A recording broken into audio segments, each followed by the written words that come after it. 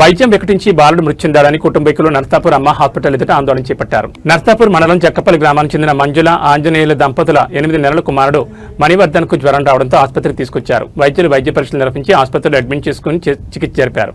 అయితే మంగళవారం ఉదయం పత్తికందు చిన్నారి మణిది పరిస్థితి విషమంగా ఉందని సంగారెడ్డి ప్రభుత్వ ఆసుపత్రికి తీసుకెళ్లారని వైద్యులు చెప్పారు. వెంటనే కుటుంబీకులు బాలుడిని అంబులెన్స్ లో సంగారెడ్డి ఆసుపత్రికి తీసుకెళ్లారు. అక్కడికి వెళ్లిన తర్వాత వైద్యులు పరీక్షించగా బాలుడు చనిపోయినట్టు తెలిపారు. అమ్మ ఆసుపత్రి వైద్యుల నిర్లక్ష్యం కారణంగానే మృతి చెందాడని కుటుంబీకులు ఆసుపత్రి ఎదుట ఆందోళన చేపట్టారు.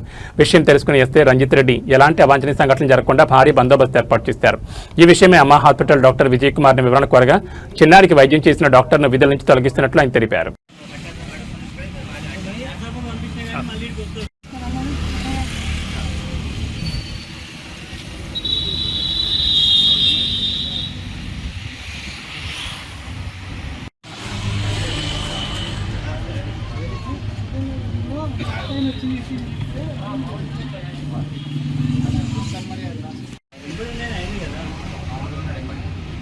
ఫోన్ చేసి కాంటాక్ట్ అయ్యి వీళ్ళు నేను బెస్ట్ డాక్టర్ కుమ్మటగా ఉంది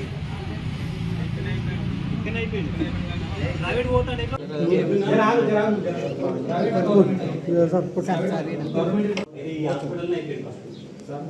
హాస్పిటల్ అయిపోయింది మీ డాక్టర్ మాట్లాడి తోలిచ్చాను అంబులెన్స్ ఇట్లా మేము మాట్లాడలేదు మాకు